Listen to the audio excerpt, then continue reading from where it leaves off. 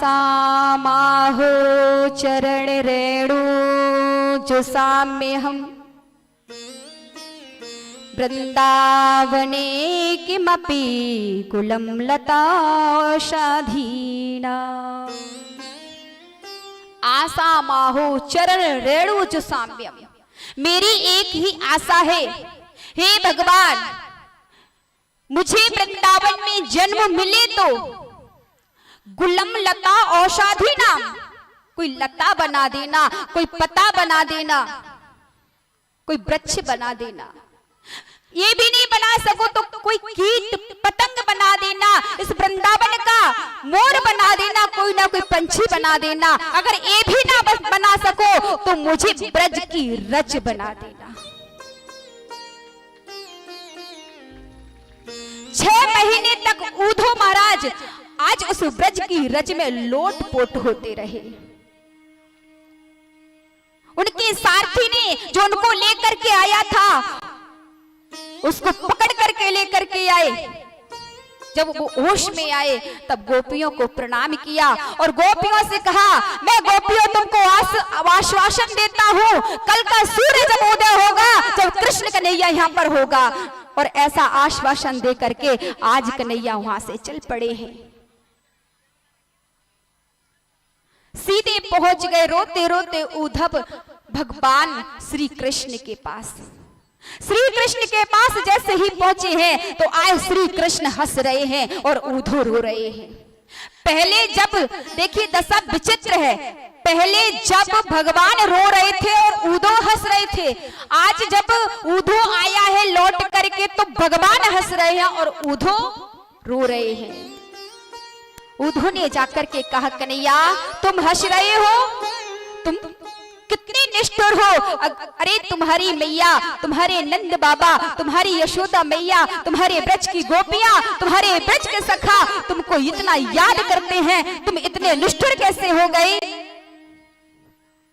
आज भगवान मुस्कुरा पड़े कि मैं जान गया कि अब उद्धव के अंदर प्रेम आ गया है, मैंने इसलिए इसको ब्रज में भेजा था। ये ज्ञानी तो बहुत था लेकिन प्रेमी नहीं था, लेकिन अब ये प्रेमी बन गया है, अब मैं इससे अपने दिल की बात कर सकता हूँ। तुरंत प्रभु ने आज दौड़ करके उद्धव को हृदय से लगा लिया और कहा, उद्धव अपने नेत्र बंद करो। आज प्रभु ने वो दिव्य दृष्टि दी जो अर्जुन को दी थी, वो छंचू वो नेत्र प्रदान कर दिए जब अर्जुन को दी थी, जब भगवान ने अपना रूप दिखाया था। और आज उद्धव को वो दृष्टि दी है और कहा, उद्धव अपने इन नेत्रों से देखो। सारी गोपियां वहीं पर नजर आने लगी हैं, गोपियों के साथ कन्हैया भी नजर आने लगे हैं, नंद यशोदा वहीं पर नजर आ रहे हैं, पूरा ब्रजमंडल वहां पर नजर आने लगा है। तो उद्धव बड़े प्रसन्न हो गए हैं भगवान का इस प्रेम को देख करके। बोले श्री वृंदावन बिहारी लाल की। अब आगे की कथा में सुखदेव जी महाराज राजन परिचित को स्तनपान करा रहे हैं। जब कंस की मृत्यु हो गई तो कंस का ससुर था जरासंध। इसने क्या किया, भगवान श्री कृष्ण के साथ युद्ध किया। 23 अयोच्छिणी सेना लेकर के इसने 17 बार आक्रमण किया, लेकिन प्रभु श्री कृष्ण ने इसको 17 बार हरा दिया। जब 17 बार हराया और जब इसने 18वीं बार युद्ध किया तो इसने ब्राह्मणों को यज्ञ पर बिठाया और कहा कि हे ब्राह्मणों, अगर आज मैं युद्ध जीत गया तो तुम्हारी पूजा करूंगा, तुमको पूजता रहूंगा, अगर मैं युद्ध हार गया तो तुम्हारे सिर को धड़ से अलग कर दूंगा। इतना सुना ब्राह्मण तो रोने लगे और प्रभु को पुकारने लगे, हे प्रभु अब तुम्हारे हाथ में ही हमारी लाज है। और ये जरासंध युद्ध करने के लिए चल पड़ा। युद्ध प्रारंभ हुआ, लेकिन प्रभु ने आज मन में सोचा कि मैं संतों के साथ, ब्राह्मणों के साथ ये अन्याय नहीं कर सकता, क्या करूं, रणभूमि को छोड़कर ही चलता हूं। दाऊ ने कहा, बलराम ने कहा, कन्हैया तुम रणभूमि को छोड़ करके चले जाओगे तो तुम्हारी बड़ी बदनामी हो जाएगी। कन्हैया ने कहा, दाऊ वैसे भी लोग मुझसे माखन चोर कहते हैं, चीर चोर कहते हैं, और एक नाम और पड़ जाएगा तो कौन सी बुरी बात है। हम इस रण को ही छोड़ करके चलते हैं। और उसी समय मेरे प्रभु आज रणभूमि को छोड़ करके वहां से भाग गए। तभी से मेरे प्रभु का नाम रणछोर हो गया। बोलिए बोलिए रणछोर भगवान की। और उसी समय भगवान श्री कृष्ण और बलराम वहां से भाग गए। प्रवेशर पर्वत पर कंस जरासंध ने आग लगवा दी है। जरासंध ने सोचा कृष्ण और बलराम इस पर्वत में जलकर के राख हो गए हैं, लेकिन मेरे प्रभु ने आज समुद्र के बीच में द्वारकापुरी का निर्माण किया। द्वारकापुरी में का निर्माण करने के बाद आज द्वारकाधीश बन करके विराजमान हो गए। बोलिए द्वारकाधीश भगवान की। भगवान के छोटे भाई का विवाह अब होना है, लेकिन उससे पहले बलराम जी का विवाह किसके साथ हुआ था? पहले बड़े भाई का होनी चाहिए ना, तब छोटे का नंबर आएगा। तो बलराम जी का विवाह नवम स्कंद में इसकी कथा थी, लेकिन प्रसंग इतने थे सुना नहीं पाए थे हम उस दिन। भगवान बलराम जी का विवाह रेवत जी की बेटी रेवती के साथ संपन्न हुआ। इनकी बहुत बड़ी कथा है। कौन कौन सुनना चाहते जरा हाथ उठाओ। शॉर्ट में सुनाई देते, सब समझ लेना, ठीक है। दाऊ जी महाराज जो रेवत जी महाराज थे, इनका नाम कुकदमी था। इस सतयुग के राजा थे। इन्होंने अपनी बेटी रेवती के लिए बहुत राजकुमार ढूंढे, लेकिन दुनिया में कोई इनको पसंद नहीं आया। सीधे ब्रह्मलोक में पहुंचे ब्रह्मा जी के पास। ब्रह्मा जी के पास गए तब नृत्य गान चल रहा था और ये रुक गए वहीं पर। नृत्य गान बंद हुआ। उसी समय ब्रह्मा जी ने पूछा, राजन तुम क्यों आए हो? तभी राजा ने सारा वृत्तांत बता दिया। मैंने सृष्टि में अपनी बेटी रेवती के लिए अनेक वर ढूंढे, लेकिन कोई पसंद नहीं आया। तभी ब्रह्मा जी ने कहा, हम तुमको बताए दे रहे हैं, लेकिन अभी तुम ब्रह्मलोक में रुके हो, तब तक मृत्यु लोक के अनेक युग बीत गए हैं। अब महाराज रेवत घबराए, अब क्या करें? तो ब्रह्मा जी ने कहा, चिंता मत करो, द्वापर युग आने वाला है, उसी में बलराम जी का प्राकट्य होगा। तुम अपनी बेटी का विवाह बलराम जी के साथ कर देना। रेवत जी महाराज और रेवती जी दोनों मृत्युलोक में आए हैं। ये सतयुग के राजा थे। सतयुग में लोग 21 हाथ के हुआ करते थे और द्वापर में लोग 7 हाथ के हुआ करते थे। और आज महाराज रेवत आए हैं, अपनी बेटी का प्रस्ताव बलराम जी के सामने रखा। बलराम जी ने स्वीकार किया। फामरे पड़ने लगी हैं, कन्हैया जी नटखट छेड़ने लगे हैं। अरे दाऊ भैया, बड़ी बहू के बड़े भाग भाभी के सामने झुककर ही प्रणाम करना पड़े। दाऊ भगवान ने सोची, कन्हैया नटखट हमको छेड़ता ही रहेगा। उसी समय दाऊ भगवान ने अपना हल मूसल उठाया, रेवती के कांधे पर रखा। न जाने कौन सा जादू किया, रेवती को अपनी बराबरी का कर लिया। रेवती मैया इतनी डरी, तब से आज दाऊ जी के पास में कभी भी खड़ी नहीं हुई। आप कोरे दाऊ जी का दर्शन कर लेना वृंदावन में जाकर के। भगवान बलराम अकेले हल मूसल ताने मिलेंगे आपको। रेवती पास में खड़ी नहीं होंगी। क्यों? क्योंकि वो डर के मारे खड़ी ही नहीं होती है।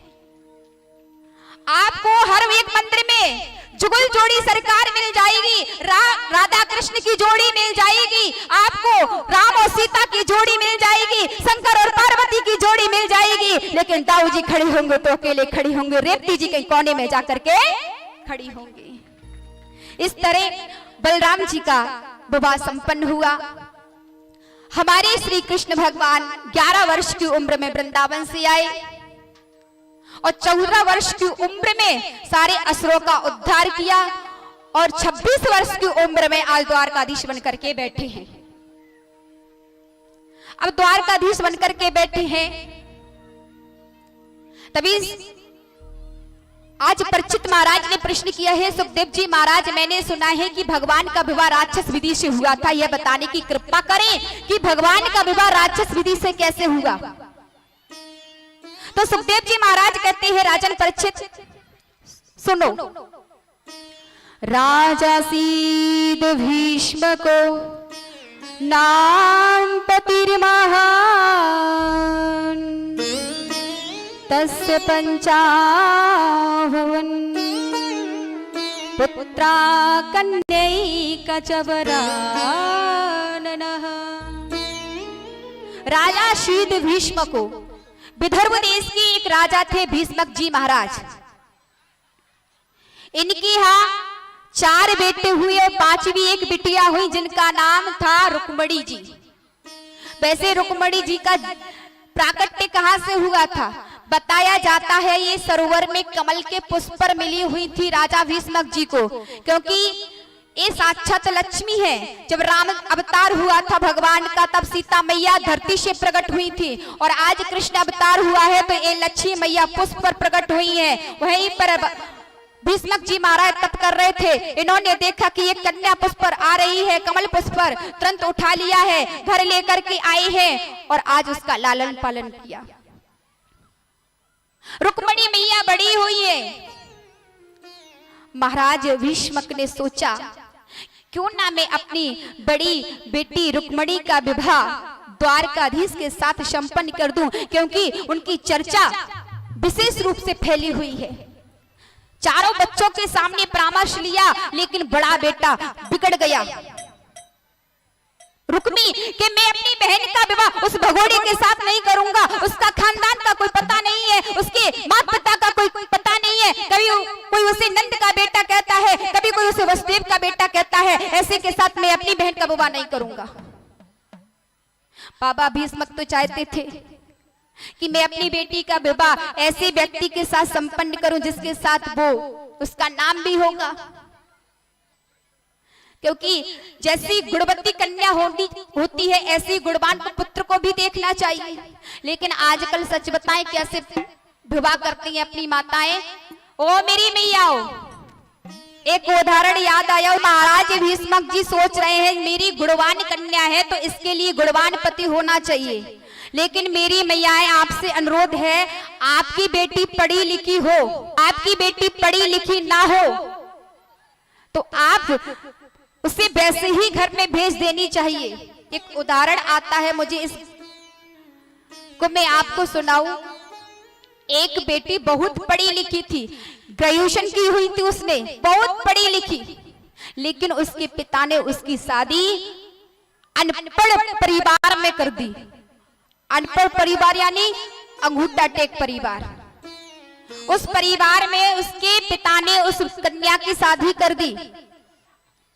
अब कन्या का विवाह संपन्न हुआ तो वो 1-2 बार अपनी ससुराल गई। पहली बार जाती है ससुराल, तब भी वो मुख मैया पर्दाएं करती है ना, साड़ी को डालकर जाती, घूंघट, उसको घूंघट बोलते हैं। ऐसे घूंघट करके वो कन्या गई। मैया घूंघट कब करती है पता है? हम बताएं। एक बार तो जब सासू मैया मुंह दिखाई में कछु देने वाली होती है तो घूंघट कर लेती हैं कि आज तो कुछ ना कुछ मिलने वाला है। और दूसरी बार कब घूंघट करती हैं? जब घर में कोई बड़ा बूढ़ा मर जाता है तब घूंघट करती हैं, क्योंकि बड़ा बूढ़ा मर गया तो मैयाओं को रोना है तो घूंघट में रो लेंगी। कुछ मैया तो बड़ी डिजाइन में रोती है। तो आज एक कन्या जैसे ही घर में, जैसे ही ससुराल पहुंची, 1-2 बार पहुंची, लेकिन जब तीसरी बार गई, तीसरी बार जैसे ही कन्या अपनी ससुराल में पहुंची है तो एक दिन का जिक्र था। एक कन्या आंगन में अपनी श्रृंगार पेटी को लेकर के अपना श्रृंगार कर रही थी। एक क्रीम लगा रही थी, उस क्रीम का नाम था जो आजकल ज्यादा फेमस है, फेयर लवली। उस क्रीम को लगा रही थी। इसका छोटा देवर अपनी भाभी के श्रृंगार को देख रहा था कैसे भाभी कर रही हैं, तो भाभी ने क्रीम हाथ पे ली और लगा ली अपनी स्किन पे। अब इस छोरा ने, देवर ने देख लिया, भाभी ने श्रृंगार करके अपनी श्रृंगार पेटी को रख दिया अलमारी में। अब जब भाभी का देवर था ना, वो पहुंचा श्रृंगार पेटी के पास। अब इसने क्या किया, इसने सोचा भाभी ने क्रीम लगाई अपनी मोहड़े पर। मोहड़े की भाषा ब्रज भाषा है, मोहड़ा बोलते ब्रज में। अब आप सोचे कि देवी जी ऐसे बोल रही हैं, ब्रज की भाषा आप सुनेंगे तो बड़ी हट्टी पट्टी लगेगी आपको। तो आज जैसे ही उस देवर ने क्या किया, भाभी ने क्रीम लगाई मुख पर, तो पता नहीं कब असर करेगी। तो उसने वो फिर लवली का टूप लिया और अपने हाथ में क्रीम निकाली। अब इसने सोचा भाभी ने मुख पे लगाई तो बहुत देर में असर करेगी, अब हम ऐसा करते इस क्रीम को हम खा ही लेते हैं तो जल्दी असर कर जाएगी। तो उस देवर ने क्या किया, उस क्रीम को लिया और खाई ली। तभी उसकी जो भाभी थी उसने देख लिया तो आकर के उसको बड़ी जोर से मारा तो अब ये रोने लगा। सो भैया के पास पहुंच गया, भैया भाभी ने हमें बहुत जोर से मारो। भैया ने कहा तूने गलती की होगी तभी तो मारा, ऐसे कैसे कोई पीट देगा, कोई कैसे मार देगा, तूने कोई गलती की होगी। अच्छा तूने गलती क्या की हमको बता। तो इसने कहा भैया हम सही बताएं, हाँ बता। तो भैया भाभी की क्रीम थी, हमने हाथ में ली, हमने सोचा हम इसको खाई ले, हमने खाई ली। तब भैया बोलो भाभी ने तो सही मारो। क्यों, अरे पागल तूने वो क्रीम रूखी काई खाई, तूने वो क्रीम है रूखी काई खाई।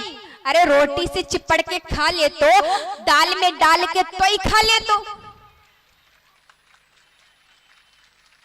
सही मारो वो भाभी ने। अब वो भाभी ये सब बातें सुन रही थी उसकी पत्नी, वो सोच रही है भगवान जे घर में का सब ऐसी अनपढ़ पड़े हैं, इनसे मेरा पाला पड़ने वाला नहीं है। उसने अपना उठाया सूटकेस और पहुंची मायके। अब जैसे ही मायके पहुंची तो कम से कम 4-5 महीने हो गए ये ससुराल में नहीं आई। तो सासू मैया अपने लाला से बोली, लाला बहू को बहुत दिन हो गए हैं मायके गए, तू ऐसा कर बहू को लेकर के आ। तो इस छोरा ने कोट पैंट पहने और लेवानी के ताई चल पड़ा। पहुंचा वो अपनी ससुराल। सासू माँ ने देखा तो कहा बेटा बैठो, मैं तुम्हारे लिए पानी लेकर के आती हूँ। जैसे ही सासू मैया गई और पानी लेकर के आई और पूछा बेटा सब परिवार में कुशल मंगल है। वास्तव में हमारे यहाँ पर कोई आए ना, सर्वप्रथम उसको पानी देना चाहिए पीने के लिए, ये हमारे संस्कार हैं। पानी पिलाने के बाद तब उससे पूछना चाहिए कि घर में कुशल मंगल है या नहीं। अगर उससे पहले ही आपने पूछ लिया पानी देने से पहले ही कि भैया घर में सब कुशल मंगल है, अगर उसने दुर्घटना की घटना बता दी तो आपके रोना पड़ जाएगा, रोने लग जाएंगे आप सभी लोग। तो उसकी तो कोई पानी की पूछने वाला ही नहीं है। तो आज वो आया तो माता जो सासू मैया थी उसने पानी दिया। अब घर में कोई मेहमान आता है ना तो मैयाएं भोजन बनाती हैं, मैयाएं बनाती है ना भोजन, तो मेहमान आता है ना उसके लिए छोटी छोटी पूड़ियां बनाती हैं मैया। आज उसकी सासू मैया ने छोटी छोटी पूड़ियां बनाई, इतनी छोटी कि एक ही बार में। आज सासू मैया थाली परोस करके लेकर के गई, अपने दामाद के सामने रख दी। अब दामाद ने देखा, बोलिए वृंदावन बिहारी लाल की, कृष्ण कन्हैया लाल की। भैया निवेदन किया था हमने, जो मंदिर परिसर के सामने गाड़ी खड़ी हुई है उनसे मेरा हाथ जोड़ के निवेदन है, बहुत शीघ्र ही अपनी गाड़ियों को से थोड़ा आगे बढ़वा दो। भैया माइक वाले भैया थोड़ा देखो। तो उनसे मेरा निवेदन है जिनकी गाड़ी मंदिर के सामने खड़ी हुई है अथवा जहाँ पात बैठती है पंगत, वहाँ से आप अपनी गाड़ी को आगे बढ़ा के खड़ी कर दें, ताकि कोई व्यवस्था बिगड़े नहीं। आप लोगों की ही व्यवस्था है, तो इसलिए सभी से निवेदन है जिनकी गाड़ी खड़ी है वो अतिशीघ्र ही उनको गाड़ियों को थोड़ा आगे पीछे बढ़ा के खड़ी करें। और विशेष सूचना ये है, जितनी इस कथा के भंडारे में शक्कर लगेगी वो हमारे राम लखन भैया की ओर से है, व्यास जी के परिवार की ओर से। जरा जोरदार तालियां बजा दीजिए। और हम तो मंच से ऐसा आशीर्वाद देंगे अपने राम लखन भैया को, आज जिला पंचायत सदस्य बने हैं और आगे जब हम आए तो ये विधायक बनकर इस कथा पंडाल में बैठें और हम लोगों की कथा को श्रवण करें। बोलिए वृंदावन बिहारी लाल की, बोलिए गोविंद भगवान की। आज उसकी सासू करें तो इसने क्या किया, एक पूड़ी को उठाया और सब्जी से लगाया और एक ही बार में उसको खाया। पत्नी ने देख लिया, पत्नी ने देख करके कहा, हे भगवान, वहां तो मेरी बेइज्जती करते थे और यहाँ भी कर रहे हैं। पत्नी ने रसोई से बड़े जोर से चमचा बजाया। पति देव ने देख लिया, क्या बात है देवी जी, चमचा बजा करके मानो इशारा कर रही हैं, कम से कम एक पूड़ी की दो कौर तो कीजिए, दो ग्रास तो कीजिए। तो इसने समझा ये कह रही है एक से काम बनतना है, दो खा। तो उसने क्या किया, पूड़ी को लिया, दो पूड़ी को लिया, सब्जी से लगाया, फिर खाए।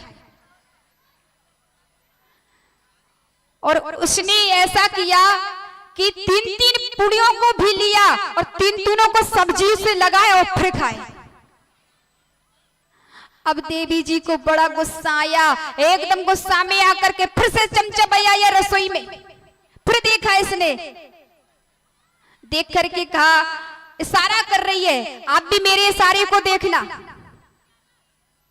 वो मानो कहना चाह रही है रसोई से, अरे कम से कम पहले खाए रहे थे, पहले एक खाए रहे थे, मतलब पहले खाए रहे थे वैसे खाओ, मतलब पहले मर रहे थे वैसे मरो।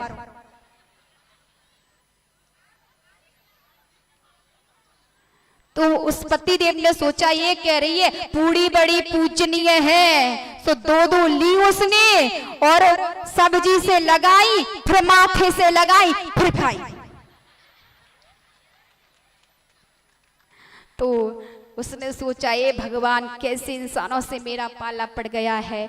तो मैं यही कहती हूँ कि आपकी बेटी पढ़ी लिखी हो तो उसे पढ़े लिखे खानदान में ही भेजना, अनपढ़ परिवार में मत भेजना। आप जी महाराज कहते हैं कि मैं अपनी बेटी का विवाह द्वारकाधीश के साथ करना चाहता हूँ, लेकिन बड़ा बेटा बिगड़ गया, मैं अपनी बहन का विवाह करूं। आज ये रुक्मी गया और चैनी नरेश का बेटा, दमघोष का बेटा सुषपाल के साथ अपनी बहन का विवाह तय करके आ गया और कहा पिताजी से आकर के, पिताजी परसों बारात आ रही है। पिताजी ने कहा बेटा कहां से आ रही है? बोले चदेरी से, जहां के राजा दमघोष का बेटा सुषपाल वो बारात लेकर के आ रहा है। अच्छा बेटा कुछ सगाई बगाई की ना है? रुक्मी बोला पिताजी हमें सगाई बगाई नहीं जानते, यहीं पर आकर के जब वो आ जाए तब सब कर लेना। पिताजी ने कहा ये क्या गुड्डा गुड़ियों का खेल है? लेकिन वो रुक्मी नहीं मानता है। जैसे ही माँ रुक्मणी के कानों में ये आवाज पहुंची है, तुरंत अपनी भाभीयों के पास दौड़ करके पहुंची है और भाभीयों से जाकर के कहा कि भाभी आज सारा वृत्तांत बताने लगी। भाभी मैं भगवान द्वारकाधीश से बहुत प्रेम करती हूँ और मैं उन्हीं से विवाह करना चाहती हूँ, लेकिन आज भाई सुषपाल के साथ मेरा विवाह तय करके आ गया है। भाभीयों ने कहा चिंता मत कर, जल्दी से पत्र लिख। और पत्र लिख दिया है, सुंदर सा पत्र लिख करके एक ब्राह्मण के हाथ भिजवा दिया है। वो ब्राह्मण पत्र को लेकर के पहुंच गया कहां? द्वारका नगरी में, द्वारकाधीश की सभा में पहुंच गया। द्वारकाधीश ने उस ब्राह्मण का स्वागत किया। स्वागत करने के बाद कक्ष में ले गए, उसको स्नान करवाया। स्नान करने के बाद भोजन पकवाया। अगर घर पर ब्राह्मण आए ना तो सबसे पहले उससे बातें नहीं करना चाहिए, ब्राह्मण को पहले भोजन पवाना चाहिए, क्योंकि ब्राह्मण शेर से भी ज्यादा भूखा होता है। द्वारकाधीश ने वही किया, भोजन पवाया। भोजन पवाने के बाद पूछा कि हे ब्राह्मण देव, किस कारण से आगमन हुआ है आपका? तभी ब्राह्मण देव ने कहा और पत्र को निकाल करके हाथ में थमा दिया कि महाराज ये आपका पत्र है, पढ़िए इसे आप। तभी भगवान श्री कृष्ण कहते हैं, द्वारकाधीश कहते हैं ब्राह्मण देव, मैंने आज तक ब्राह्मण से कोई बात नहीं छिपाई है, आप ही इस पत्र को पढ़िएगा। तभी वो ब्राह्मण कहता है आपका प्राइवेट पत्र है, इसको आप ही पढ़िएगा। तभी भगवान ने कहा जब प्राइवेट हो, कैसा भी पत्र हो, आपको ही पढ़ना है, मैंने कभी ब्राह्मणों से कोई रहस्य नहीं छिपाया। आज वो ब्राह्मण उस पत्र को पढ़ने लगा है। गुणान भुवन सुंदर, बड़ा प्रभु का सुंदर स्वरूप है। ब्राह्मण ने पत्र को पढ़ाया, पढ़कर के सुनाया है कि भगवान का सुंदर स्वरूप है। और मां रुक्मिणी ने उस पत्र में लिखा है, हे प्रभु, लेकिन आप ये कहोगे इसने कभी नहीं देखा तो मेरे लिए पत्र क्यों भेज रही हो? मैंने देखा नहीं है, लेकिन आपकी ये मैंने संतों के मुख से सुना तो ऐसा ही मैंने पत्र में लिख दिया है। हे त्रिभुवन सुंदर, क्या लेकर के चला जाए, इसलिए आप आइएगा और आकर के मुझे थाम लीजिएगा। भगवान बड़े जोर से ठक्का मार करके हंसने लगे। ब्राह्मण ने कहा तुम हंस क्यों रहे हो, तुम इतना हंस क्यों रहे हो? तभी प्रभु ने कहा जो रुक्मिणी की स्थिति है ना, वो ही मेरी स्थिति है, इसलिए मैं हंस रहा हूं। रुक्मिणी जैसे मेरा चिंतन करती है, मैं भी उसका चिंतन करता हूँ। प्रभु कहते हैं जो मुझको जिस प्रकार से भजेगा, मैं भी उसी को उसी प्रकार भजता हूं। तो आज ब्राह्मण देव ने कहा हाथ पकड़ा है और रथ में बिठाया है, इतने वायु से रथ को दौड़ा है, आज वो रथ चलता हुआ कुंडनपुर में पहुंच चला है। जैसे ही आज इधर रुक्मिणी मैया सोच रही है, पता नहीं द्वारकाधीश के पास मेरा पत्र पहुंच पाया होगा या नहीं, पता नहीं इस ब्राह्मण किए हैं। हे भोलेनाथ, आप कुछ कीजिएगा, कृष्ण ही द्वारकाधीश ही मुझे पति रूप में प्राप्त हो। मां रुक्मिणी मैया बाबा भोलेनाथ को मना रही हैं। इधर भगवान का रथ कुंडनपुर में पहुंच जाता है और ब्राह्मण से जाकर के कहते हैं कि ब्राह्मण तू अब रुक्मिणी से जाकर के कहना मैं बिल्कुल चिंता ना करे, क्योंकि अब मैं आ गया हूं। और वो ब्राह्मण आया है, डंडा को घुमाते आ रहा है और प्रसन्न मुख आ रहा है। रुक्मिणी मैया ने दूर से देखा है तो बड़ी प्रसन्न हो गई, क्योंकि मुख से ही पता चल जाता है कि पत्र पहुंच गया या नहीं। अगर पत्र नहीं पहुंच पाता तो उदास चित्त होकर के आता, इनका तो खिलता हुआ प्रसन्नता से मुख भरा हुआ है, इसलिए मेरे पत्र का समाचार पहुंच गया होगा। भक्तों से निवेदन है, झांकी को निकलने के लिए जगह दे दें। रुक्मिणी कृष्ण भगवान आप लोगों के बीच में आ रहे हैं, जरा वहां से रास्ता दे दें थोड़ा निकलने के लिए।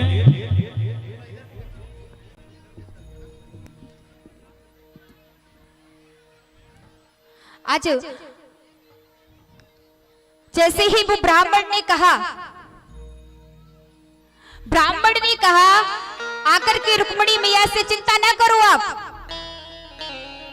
भगवान द्वारकाधीश भी आने वाले हैं, स्वयं मैं उनको लेकर के आया हूं। आज रुक्मिणी मैया बड़ी प्रसन्न हो गई हैं। रुक्मिणी मैया ने पत्र में ये लिखा था कि भगवान घर आओगे तो युद्ध होगा, इसलिए माँ गिरजा भवानी के मंदिर में मैं पूजन करने जाऊंगी और वहां से ही मेरा हरण कर लेना। आज भगवान आ गए हैं और इधर माँ रुक्मिणी ने 16 श्रृंगार किया है। 16 श्रृंगार करके अपनी सखियों के साथ गिरजा पूजन के लिए चल पड़ी है। जैसे ही गिरजा पूजन करने के लिए मंदिर में पहुंची है, इधर शिशुपाल आ गया बारात को लेकर के। सारी सखिया ने देखा कि बारात आ गई है और मां रुक्मिणी से कह दिया कि बारात लेकर के शिशुपाल भी आ गया है। तभी एक शिशुपाल के अनुचर ने कृष्ण को देख लिया और देख करके जाकर के शिशुपाल से कह दिया, आपको पता है कि कृष्ण भी आया है, जरा कितना सुंदर है, बस इसी सुंदरता में देखते हुए तब तक मेरे कन्हैया को मौका मिल गया है। अनुचरों के बीच में आकर के आज जैसे रुक्मणी मैया दृष्टि देख रही है, दृष्टि से देख रही है, कहाँ कन्हैया खड़े हैं, और जैसे ही मैया रुक्मणी की और कन्हैया के नेत्र से नेत्र मिले हैं, कन्हैया ने हाथ ला दिया, हम ये डरो मत, और मेरे प्रभु आज आए हैं सबके बीच से, मां रुक्मणी का हरण करके ले गए हैं। बोलिए द्वारकाधीश भगवान की जय हो। आज प्रभु रुक्मणी मैया का हरण करके ले जा रहे हैं और हमारे सामने बड़ी सुंदर सी झांकी आ रही है। ये दानदाता हमारे बाबा ग्रुप वाले कल ग्वालियर से आए थे, उन्होंने 11,000 रुपये भंडारे के लिए दिया है और 5100 रुपये श्री घनश्याम सिंह कोटिया जी ने दिया है, उनको भी बहुत बहुत धन्यवाद साधुवाद।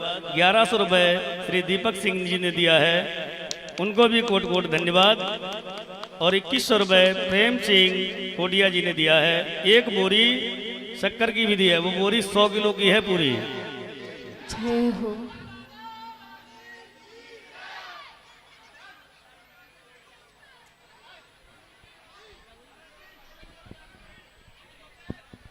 आप सभी लोग जो खड़े हैं वो सभी लोग बैठ जाएं, जितने कार्यकर्ता